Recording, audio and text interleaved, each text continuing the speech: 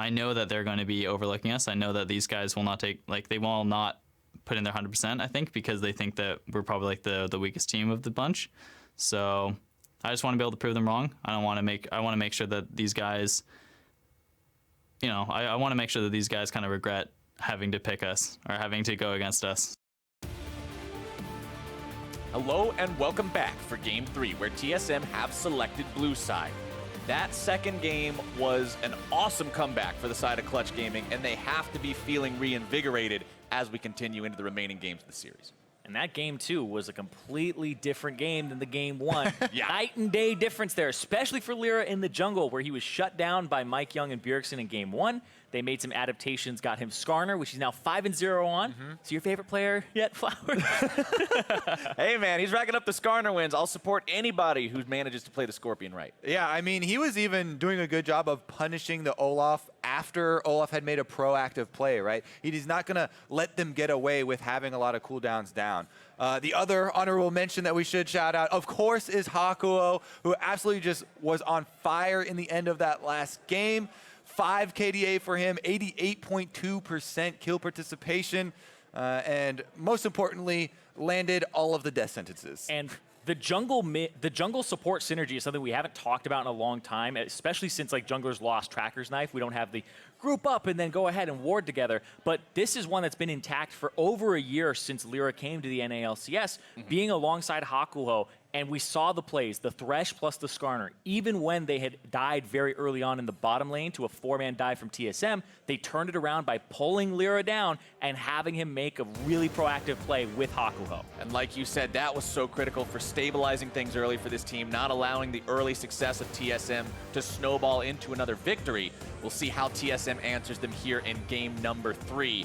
Clutch Gaming coming off the win means they've got a little bit of momentum. They're feeling good about this one, but Champion Select was very detrimental to their success in game number 1. TSM had so many winning lanes. They had so much jungle control. We'll see if Clutch Gaming can navigate this Champion Select the way they want to. So we have the same 3 bans from TSM, but I think Clutch do not ban Skarner here. That was their 3rd ban last time.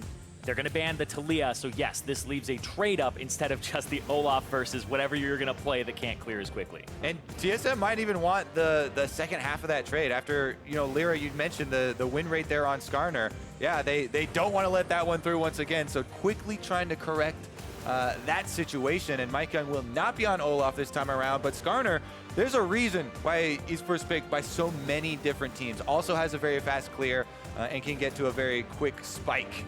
Well, the response from Clutch Gaming is they're saying, all right, you took our champ, we'll take your champ. We're just going to do an old switcheroo, easy peasy. They'll grab the Olaf for themselves, and they're going to get that power pick, that flex pick in the Sion. Yeah, the Sion, if it goes up to solo in the top lane, it's the first tank that he's played in this series so far. He's played the Gnar twice, and we'll see what he's able to do if that goes up to him. But I think Febiven would want to counter Bjergsen a little bit harder than just having that Sion, which would make them pretty AD heavy.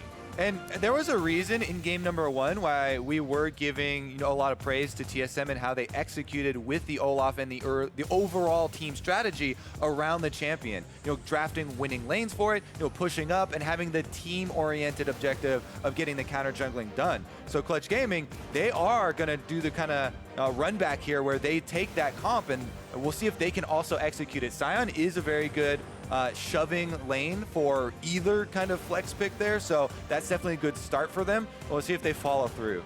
TSM now picking up both their bottom laners. They grabbed that Tahm Kench that was so important for Mithy in game number 1. He had so many massive saves on both Zven and Bjergsen in fights where it really counted. And they're also going to put Zven on that late game hyper carry with the Kog'Maw that honestly has a pretty good early and mid game as well, if we're being totally real with ourselves about how the champion works with his item spikes and his progression and everything these days. It worked really well for Apollo last game. We'll see if Zven can do the same thing with it. He will be going up against the Caitlyn. Yeah, but the Tahm Kench does go over to Mithy, like you had said. Very, very good champion for him. He absolutely loves it, so he can protect Zven. And so Clutch are going to say, we need pressure in the bottom lane. So it looks like drafting winning lanes is the name of the game for Clutch. And I actually would suspect that they go for a double-ranged bottom lane here to try and get first turret very early and have LirA, the Olaf, be able to play off of both sides of the map. Definitely a possibility there. You know, we've seen Hakuho on things like the Morgana, definitely known for the bindings. Not this game, though. Get some highlights, yeah. There we go. right off the table. TSM have also seen those.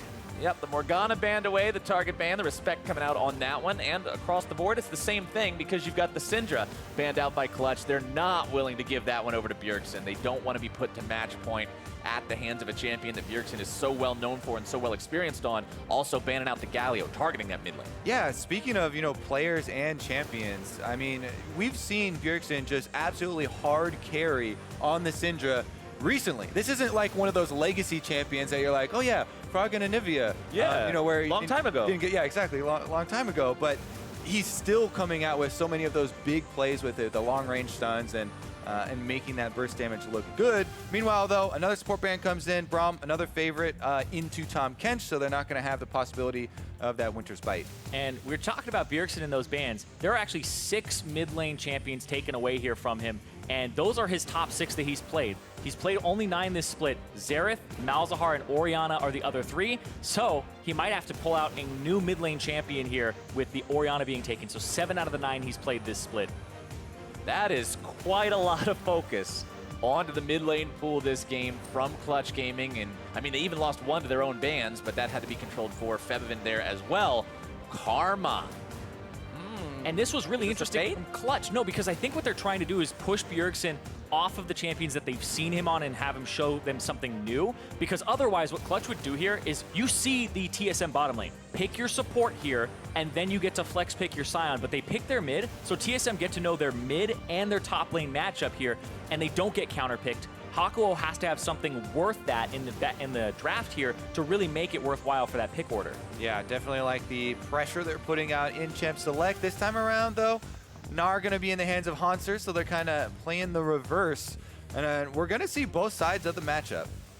Well, I wonder what Hakuho can do on these playmakers and on these setup supports when you're up against something like a Tahm Kench that can really nullify just how effective something like a death sentence would be. I mean, if you put Tahm Kench into that last game, a lot of those picks aren't the same. I mean, we see him kind of doing the baiting there with the Braum, where he was like, pull in the Braum, then go for the AD carry. I think that he's going to have the extra level of 4D chess or whatever. The 4D. All right. Well, I mean, if they pick a catfish, you pick a fishing hook, and then that's how you end up winning the game. It's you the just natural use rhymes to keep in mind how you win bottom lane in League of Legends. The frog eats the cog, so then you have to always use your death sentence on the frog instead, and that's how you win. That was the one rhyme. That was one rhyme. I was like, I was waiting for that was on the spot. I can only come up with one.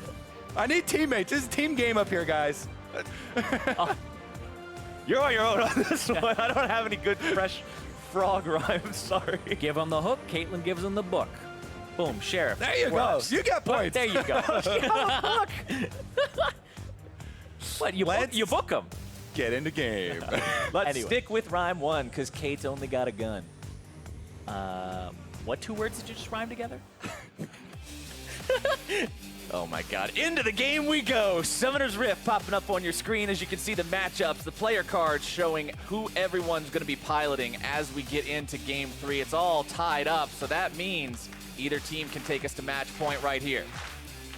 And we heard Apollo talking about it. Thinks that TSM is overlooking them.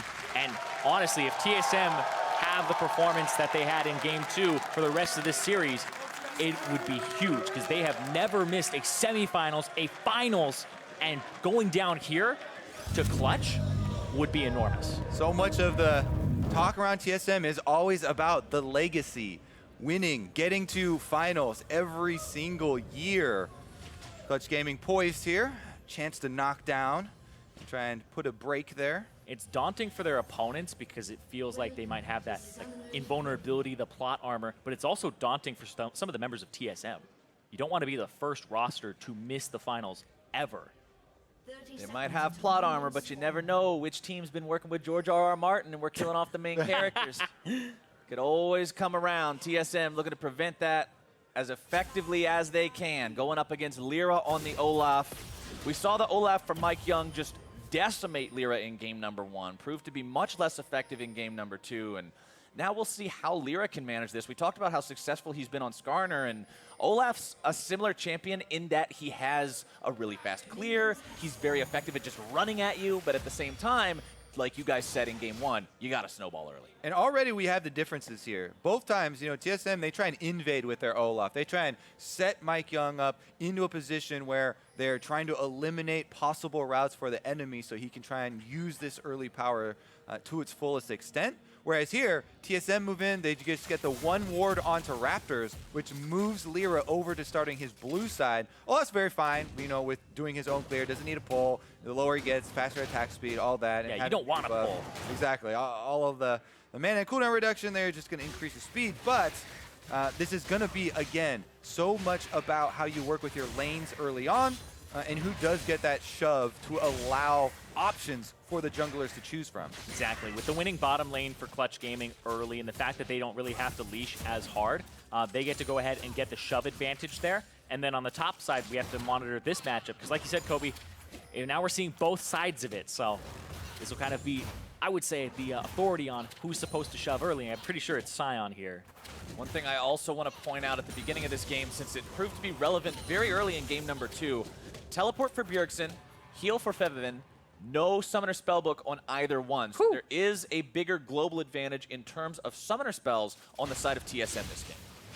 And the Karma's pretty much there to split push. You'll get a Luden's Echo. I wonder what he'll go from there, because I have seen the Athenes pop into some builds, Ardent in some, especially when he's alongside a Kog'Maw. And this will be about keeping Zven safe. And when I think of that, I think of what's Clutch going to do if it gets to the late game, and how are they going to combat that? Because this becomes a kind of protect the Kog'Maw composition a little bit. They have to have enough damage to deal with it. So you're looking at Febiven in the mid lane with the Orianna shockwaves, but you're also looking at Apollo to try and get something done early. And LirA, if Bjergsen goes for these invades pretty much every game now. And the idea is there, once again, we talked earlier in the series about how Olaf getting low in the jungle, there's possibilities for people going in for the kills. That's the, Ah, see? Unbenched. Remember the rhyme? What was it? The frog eats the cog. Yeah, then you're safe. Come on, boys, keep up. I've honestly been trying to think of a good word to rhyme that ends with an og, and I can't come up with Dog? But there's no dog. It's a cog dog. There's no. Okay, I guess it is a cog dog, but there's no like Warwick or something. Oh. All right, back to what we actually have in the game. We do have the Skarner moving to invade towards the Olaf. MikeYeung right on to make something happen there, but yep. The frog eats the cog, Kobe. Well, cog dog. Gold star for Captain Flowers here. I'm you know doing what? Skarner is on the map as well, so maybe we'll get him coming down mid lane. We have LirA, though, for a counter gank. Since all the camps have been taken, both of them just kind of fishing for a little bit of vision. And you can see a lot of it was concentrated up on that top side. LirA, though, it's an Infernal Drake, and he's got that control ward, so Olaf very happy to try his hand at the solo. Yeah, he's also got pressure here from the bottom lane that's shoved up, so Apollo and Hakuho are buying him a lot of space here. MikeYeung will come around. There's a Scryer's Scryer's available. Wants it. Mike could see this happening. Clutch Gaming rotating multiple people over now to help LirA make sure they get this one for free, and it looks like that's exactly what it'll be. Infernal Drake #1 goes over to Clutch Gaming. See, you got the rhymes down. You didn't even mean to do Yeah, that. I didn't even mean to do that. All I gotta do is avoid those darn og words, and I'm good to go. Oh, I'm not in on this. I'm done. I'm dropping all of this. Oh, another. There you go. You hooked the frog. Uh-huh. Can't eat the cog. And you lay a cupcake down for him to eat and shoot him in the head. That wasn't a rhyme at all. I'm going to need a better That's just demonic gameplay. device for that one. All right, rhymes or not, Hakuho has been finding hook after hook. That one's not going to quite find the mark it's looking for, but top lane, Gnar versus Sion, both incredibly powerful laners, both sitting at the exact same CS, so this is probably going to break even for the foreseeable future unless Mike or LirA decides to get involved up there. Both of them do have the Predator boots now available. LirA's on cooldown as Mike invades for the chickens. Yep, because the fact that Bjergsen has a little bit more priority, he can invade for those Raptors. LirA sees it. They're both level 5. He's just going to get a few of them. But invading for the Raptors is big, especially since he had that Spire too, so makes it pretty quick. The Predator boots are both off of cooldown now. As you kind of have to cycle your jungle, get there as soon as possible so that he doesn't take them. And it's just a fight over the camps very early on here for both junglers, who have both had kind of up and down games in this series based off how their team has played around them. Definitely true here. And with Clutch Gaming not kind of pushing tempo here with Olaf just farming up, Skarner pretty happy to try and get to his level 6 and then start to look for playmaking. Another hook there on the frog. Takes him down very low HP, about 1/3 or so from Mithy. He'll continue to heal up as he drinks those potions. Still sitting on 3 minion dematerializers as well. Hakuho showing that he's ready for the setup if LirA ever decides to come to the bottom lane. LirA is level 6 now. I don't even know how these are hitting. Like, I feel like the hook has extra range when Hakuho is playing it because he just cannot miss. And the best part is when you land the hook, you get that refund, so you get rewarded to throw another one. So he just keeps the pressure up. And the pressure is mounting here. You know, they continually getting these little bits of poke. An auto attack here, you know, the spell landing itself does damage there as well. And Clutch Gaming starting to try and open up, play around this bottom lane that's pushing in. And here's the Olaf invade. Ooh, nicely done by Hakuho. The shockwave over the wall, and MikeYeung's got no way out. First blood over to Febiven. Oh my goodness, Hakuho here. And then they time the shockwave in with the Thresh, taking the death sentence all the way through. First blood for Clutch Gaming. And yes, you know, jungle invading is definitely a team game here, and Clutch Gaming making it look good. Man, yeah, it was a team game there for sure because that effort, they got the flash out of MikeYeung. He had the Scryer's Bloom on him, that was about it. They're able to get him with the hook, the shockwave after, and just, man, it just feels really bad to be a jungler in this series. Yeah. You have the team, even if you're the winning team or the team that's making the invade happen, you end up just in this spot where, whoop, whoa. You hope your team is backing you up. Yeah, the Scryer's Bloom meant a whole lot there because they saw Mike pretty much come from the lane. Yeah, I really especially liked the timing on the shockwave there because Mike did flash and was at just the edge of the area of effect of that shockwave and pulled him back in to secure that kill. I'm not sure if we've kept track of every single hook, but of all the hooks that I've seen, one has missed so far, with about 7 or 8 of them finding their way onto either Zven or Mithy. If Hakuho can keep this accuracy up, it's going to be very concerning for TSM, but an Abyssal Voyage will bring MikeYeung into the mix here. Apollo fires off the net, trying to get himself away, and with Mike having no flash, that's easily shut down. Yeah, attempt at a play here.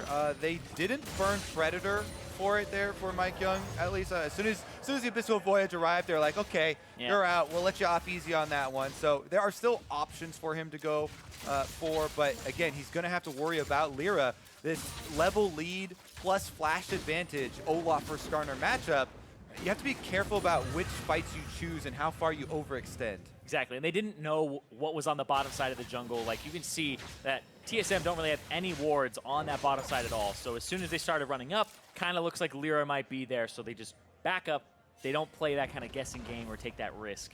So far, Apollo, he's at that 10 per minute mark in terms of CS, and so is Febiven, and that turret is very low. So Clutch, they drafted early, and so far they've been playing that way pretty well. And with that turret being low, if they decide to make a play around the bottom part of the map, look at the top left. It's 1 minute until Infernal Drake #2. That could be a potential reward there as well if the timing is right. You continue to see these top laners, though, just like we expected earlier, locked in Mortal Kombat. No real influence being put towards that lane from anywhere else on the map. Mid laners and junglers more content to play around the bottom side right now. But with those teleports available, these guys could also easily become involved in the next big team fight. Look down bottom here through the lane. Predator used from LirA, and he might get the lantern here. There goes Hakuho. Oh, and in. They're looking to make the play. It's Zven who's going to be in some trouble now, but Mithy with the Devour into the flash. It counts for 2. They still look to go even further. MikeYeung nowhere near the fight. It's going to be LirA grabbing the kill this time as Mithy gets taken low. It could be a 1 for 2. Bjergsen makes the TP into the fight. And once again, Clutch Gaming's jungler, the one who's making things happen. They really hard committed to that one. LirA under the turret knew that he was going to go down, but they wanted to secure the kill. But top lane right here actually pushes MikeYeung off of the Rift Herald that he was trying to do at the same time. Yeah, that's because Bjergsen teleported and completed the teleport down to bottom side. That turns top into a 2 versus 2 here. Febiven just going to chase him off. But again, if you go through all the steps of what led up to that bottom lane play, Hakuho had 1, 2, and almost 3 down there. He's going to lantern in the Olaf, and, he got the flash play, and then the death sentence was aimed at Tahm Kench, but Mithy still had flash, and he was able to flash away. In the end, though, after securing that play, they finish off the objective, and the gold and extra map territory is what counts. Let's see that one more time here. Like you said, the 1, 2, and 3. There's number 1, the flash. Number 2 gets it back. throws it, you're absolutely right. Mithy had to get the twofer there, where he beats him and then flashes. Clutch trying to get that second Infernal. Clutch got to be careful about biting off more than they can chew here. Hakuho down below half HP. Hauntzer A teleport being channeled. Hauntzer has most of the Gnar bar, but with the TP canceled, it's now an advantage once again to Clutch Gaming. They've got Solo coming in from the side. They're able to set up the play, grab the kill into Zven with no summoners from the previous play being made in bottom lane. And Clutch Gaming have control over this Infernal Drake pit.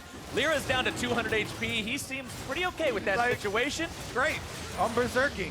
There we go. Infernal number 2 is down, and gentlemen, I believe the RNG gods are most definitely in our favor because I saw a third Infernal marker on the Drake wall that'll be spawning just 6 minutes from now. And if Clutch can get that one, a triple Infernal for them would be huge because this Caitlyn is actually pretty far ahead now. All right, well, teleport locations is what makes the difference in this fight. The teleport choice here for TSM on the ward up next to all of Clutch Gaming, who also have Caitlyn that can lay down traps on top of a teleport arrival, make that a very, very dangerous entry point. Meanwhile, Solo gets to complete his teleport, so Clutch Gaming, as you said, they had the extra numbers advantage, plus there was no summoner spells on that Kog'Maw who had previously been targeted, and it made an easy Sion ultimate there for Solo. So Clutch Gaming making the start of this game look very easy for themselves. Pretty clean couple of plays.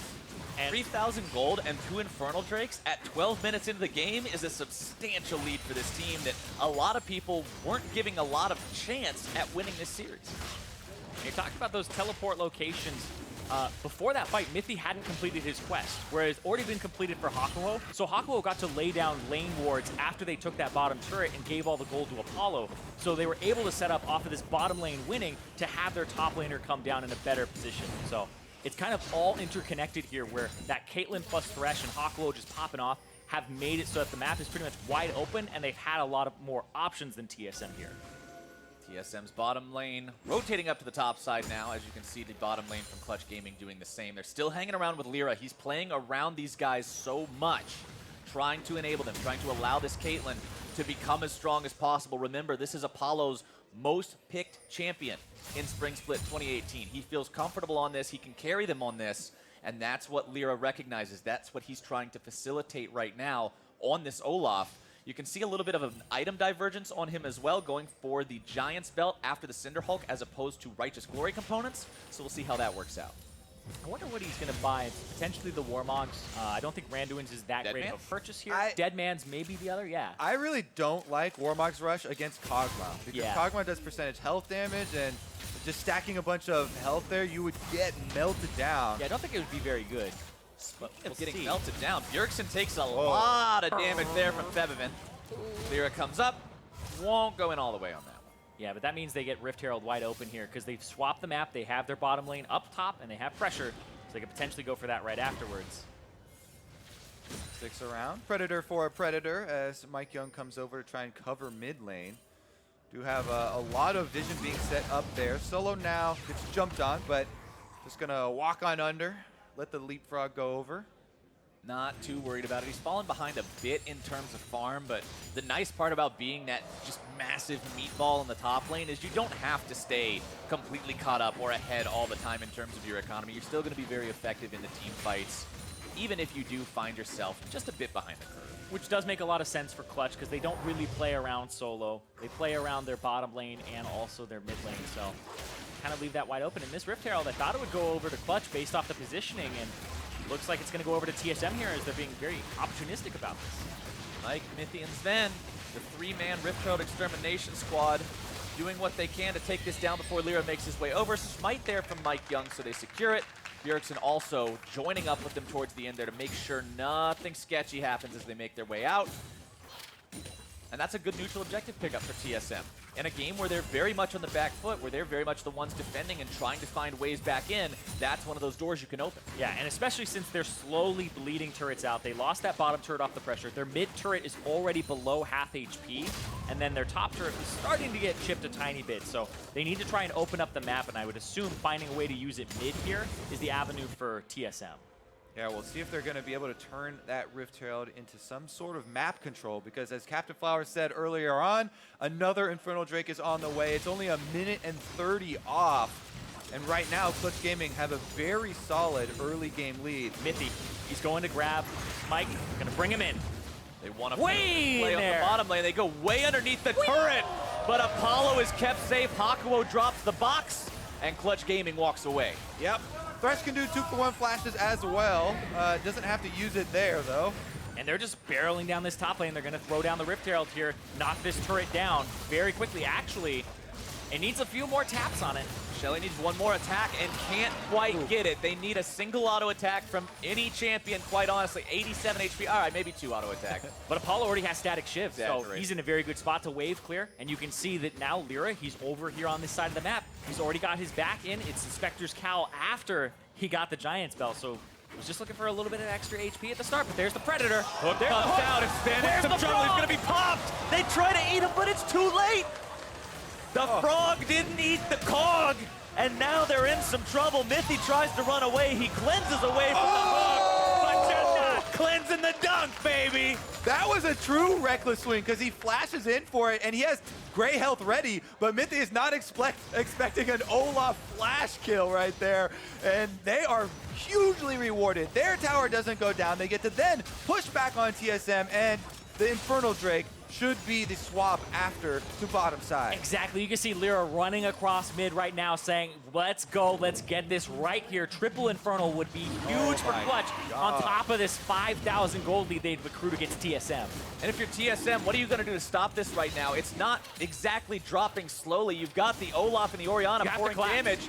Bjergsen might go to try to make something happen here, but LirA's still got the secure. Shockwave comes through. LirA likely the sacrificial lamb here. No way out of that one, but he'll gladly trade his life away for Infernal number 3. Oh, exactly. Any day of the week. One for Infernal when there's nothing really else for the other team to take. Definitely worth it there. So LirA goes down to get his team that objective. Clutch Gaming picking up objectives on both sides of the map. This one again. As Irene's giddy here just watching Hakuho Yeah. work his magic. So Mithy is far away. Cuz have flash available, but since everything has been used, he's dead to rights. Ignite was still burning on him, and then in the end, Flash is here to try and get under turret, but LirA's like, I can do that too. Boom. Oh. Yeah, he would have most likely survived, but Apollo had the ultimate coming through as well, and oh, I just love that. I love that reckless swing so much. But Hakuho, that guy is playing out of his mind. The save that he had onto Apollo, the pressure he had in lane, like this guy ended up being, even though they're on the 6th place team, our 3rd pro team all NALCS, and that's a reason, and we're seeing it right here. 100% kill participation this game so far as well. And as he's even making these plays, remember when he saved Apollo from that collapse from TSM where they expend the Tahm Kench ultimate, it looks to commit so far, they don't even spend summoner spells for it. MikeYeung is up top in the brush, and they see this coming. There's Hex Flash. Okay, all right. Doesn't matter. Nothing gonna happen this time. Sometimes you just gotta scare him. It's about sending a message. Exactly. That's all. Remember, I have this. All right, well, MikeYeung's actually sticking around in the brush, whereas Clutch Gaming abandoned topside. So TSM, in the end, should be able to push that minion wave and tap down the turret for some much-needed gold for themselves. Oh, is he going to get local gold? Yeah, he's going to walk back in. I think what they're doing is they're trying to say, all right, we'll sacrifice that turret. It's got 1 HP on it anyway. Run to the other side of the map, trade sides, but it takes TSM so long. That's like 15+ seconds to get that last hit, and that's enough for Hakuho to run all the way to the bottom side, ward up this next area they want to play around. Hauntzer might have found himself in a pretty bad spot now as well. Multi-man collapse. Hauntzer trying to stay away from it for now, and he fails the hop over the wall. Never mind, that wasn't the hop. He's got flash. I read that one a little bit wrong, but Hauntzer is still done for as LirA picks up kill number 4 this game. Once again, Hakuho thinking ahead, cuts off the escape path, lets the lantern come through, and they secure the kill. There's your rewards, Irene, for playing on the opposite side of the map. And might have a double reward. Mithy getting himself... Nope, he's fine. Getting himself out. All right. That's where he gets himself. There has been this Morgana ban that's been thrown out. This Braum ban also joined the table. I feel like the Thresh is going to jump on that next You almost game. have to. You almost have to. Febiven in some trouble, but he gets away. Mike's not fast enough. The hook. Oh, nice sidestep there from MikeYeung. Solo now in the back line, though, and Zven will go down instead. Clutch Gaming happily will take that one. You can keep your jungler. Just give me the AD carry. Mithy barely walking away as well. And right now they can push for that mid turret here. They get mid priority. There's 20 seconds on Zven, potentially Baron here, but Clutch, they like to play it safe. This game is brutal, guys. Clutch Gaming are demolishing TSM here. Huge advantage in the Infernal Drakes as well as the gold advantage. And this is a new organization in the league. Very impressive stuff. Here's the dodge there from MikeYeung, but in the end, he gets devoured. That leaves Zven all alone.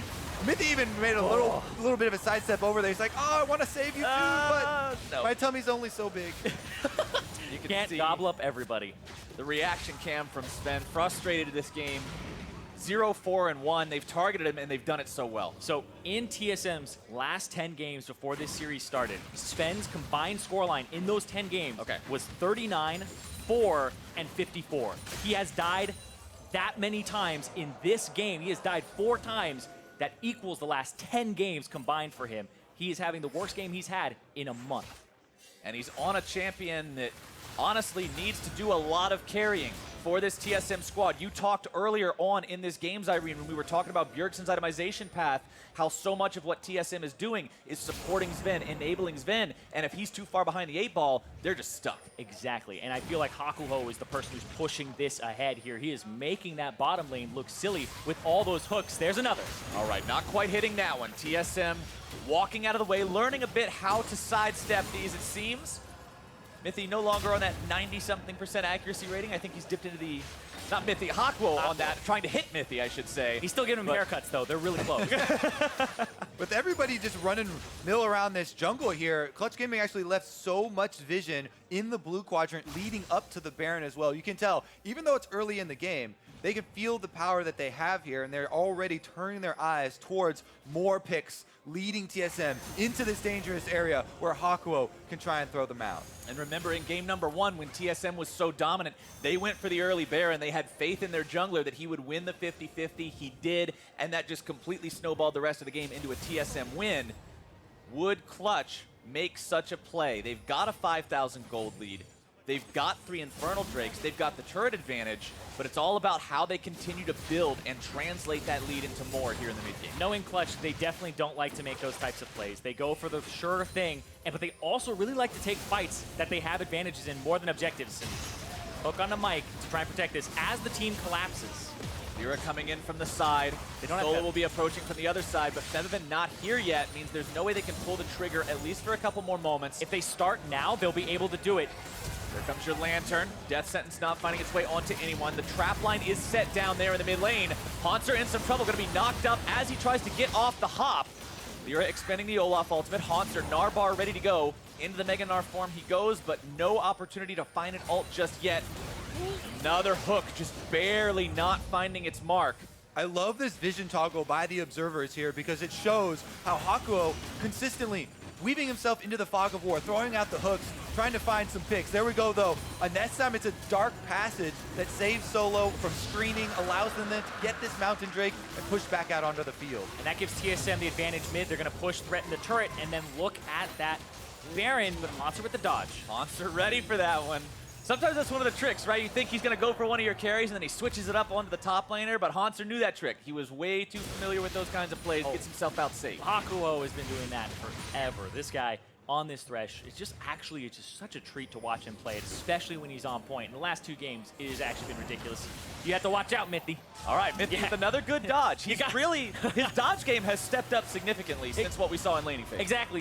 You kind of get into a game and you go, okay, how's this guy playing? Okay, how do I have to dodge? And you have to do it by reaction and really just take it all in and figure out where he's throwing it. And especially since he has the Moby Boots and he also has the Talisman, so he has the extra movement speed that comes with that from having the Eye of Ascension.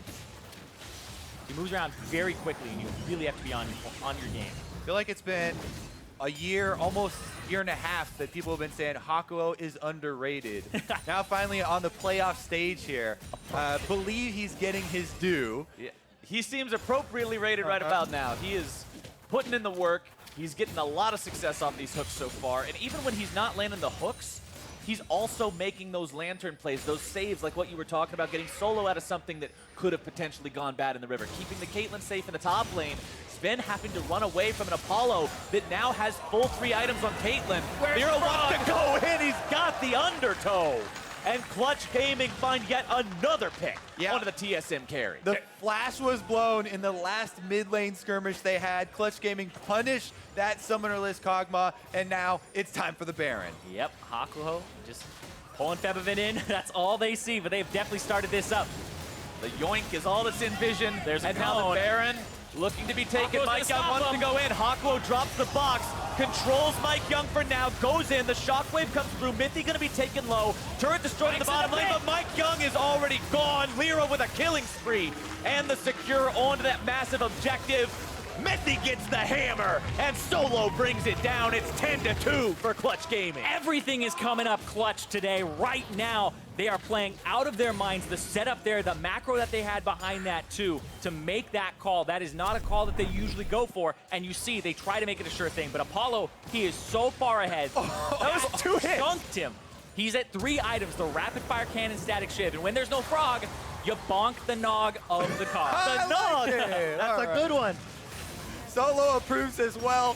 Happy to see his team with such an advantage here. Then we see Hanko flashes over, misses a couple of them, but it doesn't matter. In the end, they're able to lock down the Skarner for a while. Then MikeYeung flashes in because they're blind, and he's not sure what the health is, and he was going to die at some point anyway, so wanted to get an attempt there. Now, we actually have a little bit of action with the Baroned Up team back out. The Clutch's vision control, though, has just been so much better than TSM's. LirA, once again, Ingenious Hunter, high vision score for himself with Zombie Ward on top of it, and there's only one sweeper. You're like, how are they denying all this? It's a lot of those vision ward purchases that they lay down when they're trying to do objectives, and they bait and set up the zone, and Zven with no flash.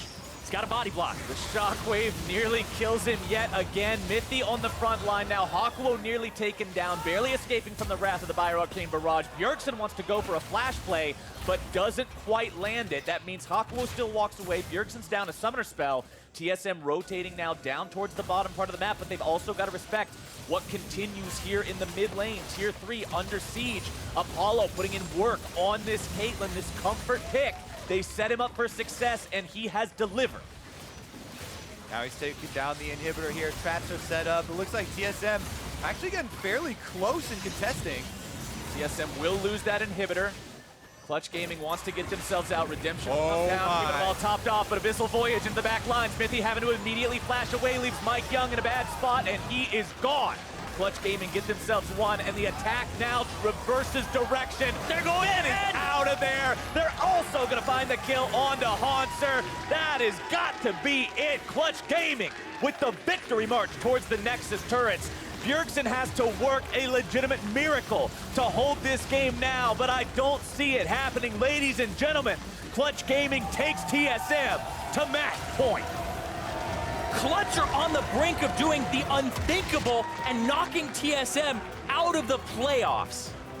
10 times TSM have made it all the way to the finals.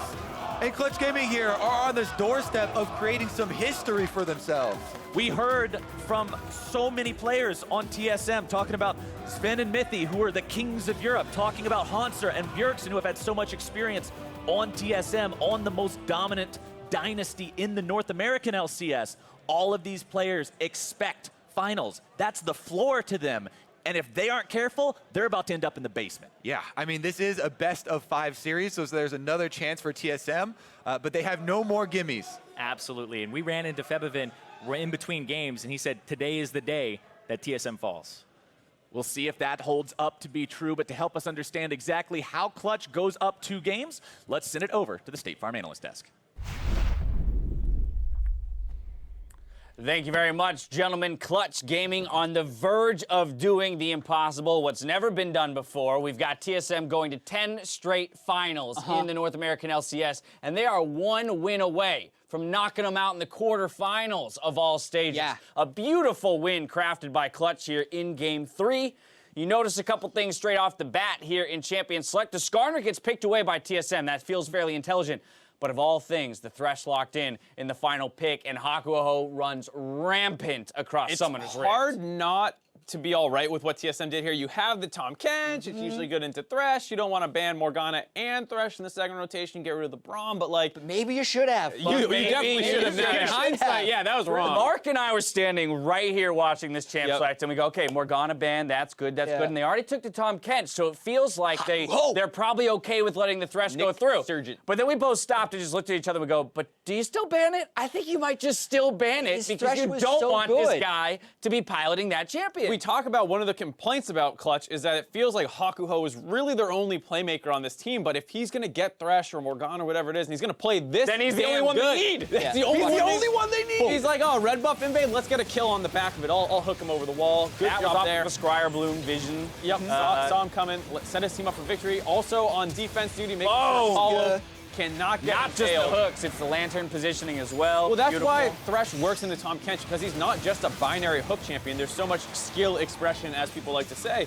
in that champion's kit. So Hakuho is showing what you can do with that. Also, if the Tahm Kench isn't there, Thresh still hooks people. You need the Tahm Kench there to neutralize. I mean, they were just laser targeted in lane. We made the joke, I think, while watching that. It was almost like he's throwing hooks for poke, not necessarily for kills, because they're landing. He's like, great, I'll hit you in 5 more seconds. I got the half cooldown, no worries. But in all reality, if we look at this game, we have to talk about how this is the game that is breaking rules. We thought this was the decided best of 5. We thought it was the most lopsided. We thought, based on how Clutch has played all split long, that they only had one way to play, and we knew what to expect. Right. A couple things we had in the pre-show. TSM has had 65% Drake control. They lost all 3 Infernals and the Mountain Drake. A Mountain. Clutch Gaming gets first blood in 20% of their games. They got first blood, and Hakuho participated in it, something he'd only done once in 22 games before this one. And they had a 2,500 gold lead when their season average was negative 800 at 15. So they absolutely showed up in a way that we haven't seen them show up before. Right. To push TSM into this breaking point where it's one more loss and they're out of the playoffs in the quarterfinals. And Clutch Gaming get blue side for the next game, assuming they move over to that. So right, that's true. They have side choice. So I'm really curious what TSM does, because they had less of the power picks banned away when they were on red side in game 2, and that kind of came back to bite them here when they gave up the Swain and the Skarner. I can't imagine that they're going to go into game 4 with the same mentality. Yeah, and these things cut both ways too. Like Clutch Gaming and Hakuho carried this game, but the very first hook we saw for first blood on a MikeYeung, he was seen on a Squires Bloom and his Krugs weren't there. So why are you walking up there, bro? You're in full vision. And all of the messy TSM games we saw in the first 5 weeks of the season, that was this game. MikeYeung and Mithy just like Tahm Kenching in when they're 10,000 gold down. Zven dying everywhere, right? Yes, Clutch Gaming was making a lot of plays, but TSM got it together towards the end of the year. Right. It fell apart in that game. Very much so. So they have 15 minutes now to try and recapture what they were doing in week 9, or their season's over. Makes you wonder. We heard from a couple of the Clutch players themselves. I believe it was Apollo who said in that short video where he believes TSM is going to underestimate them, right? Is going to look past them because they're the perennial finalists and expect to get there. It's up to Clutch to come out and shut them up. And now that they have to some degree, how does TSM respond? We know that MikeYeung has been vocal about, having some mentality issues. Well, guess what? You are now at match point, series point here, needing to win 2 back-to-back in order to just live up to the expectation that is TSM. Well, they talked a lot about Weldon Green coming in and helping MikeYeung get his mentality straight. But that was in best-of-1 situations where, you get your mindset right, you have a great game, and you're like, awesome. And you had a great game 1, then things went south in game 2, and it looks like it's affecting him here in game 3. I wonder if they can get Weldon on Skype or something, and it's not unheard of to do something like that. Yeah, it's true. I know other teams have tried to do calls in the middle of the game, but they have to get their heads in the right place, and Clutch's heads are in the right place. Even when they lost game 1 and cleansed instead of teleported in game 2, they completely bounced back from it. They're in a Their very best stable game was state game of mind. 3 following a loss and some, some kind of misplace. Clutch has elected to go to blue side, so we have that information moving forward. We'll see how they decide to play it, but ultimately, this is the beauty of the best of 5s, right? It's that evolution of the meta, the mentality, and how the players are playing on the day. It is match point for Clutch Gaming. Time to find out if they can do the seemingly unthinkable in game 4. Don't touch that browser.